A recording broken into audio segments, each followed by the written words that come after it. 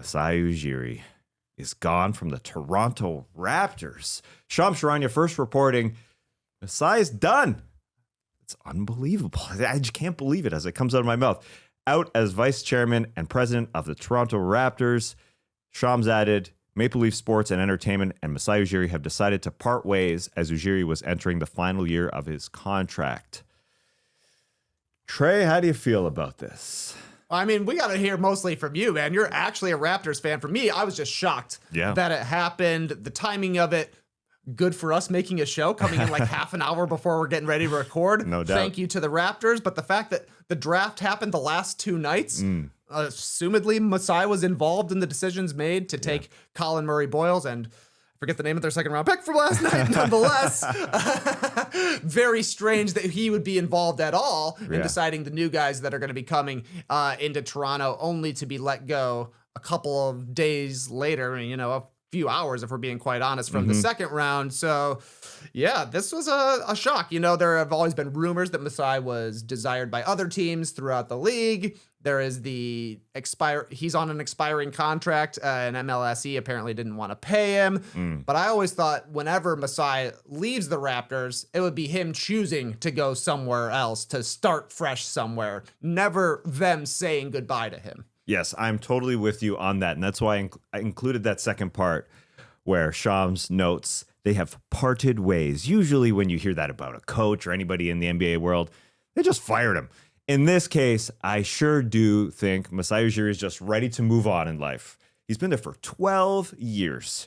He will forever be remembered as a god with the Toronto Raptors. I mean, if Kawhi gets a statue, I don't mind putting a statue of Masai Ujiri right beside it. That deal to get Kawhi Leonard took a lot of guts to deal DeMar DeRozan, who was, if we're using the term god, yes I am, was a god to Toronto Raptors fans. They loved him. They adored him. They moved on. Masai was that guy in front of all those fans saying, I'm going to swear 2 days in a row here. Do it. Brooklyn. I bleed it. I'll bleep it. He did the whole thing for Paul Pierce too. We don't give a about it. Yeah, bleep it myself. Masai would never bleep himself. But I do think here we are. Again, it's 12 years later since he got to Toronto. I just think he has other ideas that he wants to do in life. I would believe that. I do think he's sort of passed the baton on to Bobby Webster to kind of run the show. I don't think this has anything to do with Colin Murray-Boyles and making that decision. Hey, the Colin Murray-Boyles videos that are being reeled out now after he was picked, he worked out for them. He said, I love being here. Anyway. He wore a shirt as a young boy, I saw. He had a Raptors shirt on. He did? Like, 10 years old or something like that.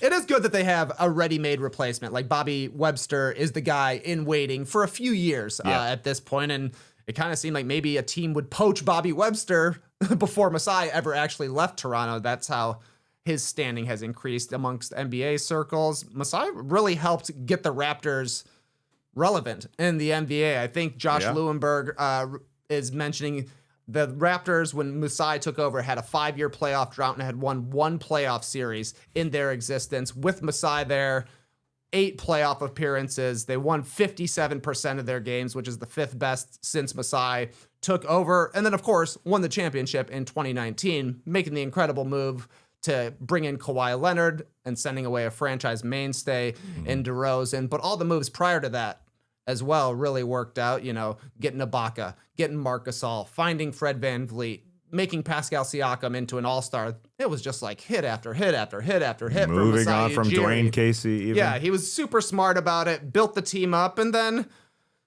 similar to Joe Dumars' tenure in Detroit, things have been a little rockier after winning the championship. I think it's been 4 straight seasons that the Raptors traded a first-round pick for a veteran who was going to be entering free agency. We're talking about Thad Young, Jakob Poeltl, Kelly Olynyk, and then Brandon Ingram this past trade deadline. Those were very weird moves, but because it was Masai making them, it was like, trust in Masai. But it's the NBA. What have you done for me lately? The Raptors are saying, you haven't done enough for us lately. You brought in a lot of 6'9" guys, and we keep ending near the play-in tournament with the contract up for negotiation. They said, it's not worth it for us. It's just crazy. So you think it's more the ownership saying we don't want to pay Masai to be running our show period. Yeah. Yeah, I do. Yeah, I think they have cheap ownership.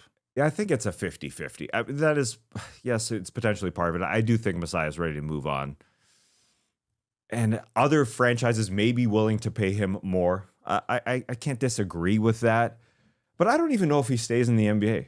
I'm not totally sold on that. Maybe he moves on to an endeavor with Africa / the NBA if they move on there. I don't know if he moves on to the Toronto Tempo in some way, shape, or form where Teresa Resch has taken over, who was the VP of the Toronto Raptors with Masai for a while. So I named those couple things. I think maybe he'll be like a freelancer, not like an employee 100% of the time. I don't know what he wants to do. He can obviously go get a job in the NBA if he wants, but I'm not sure.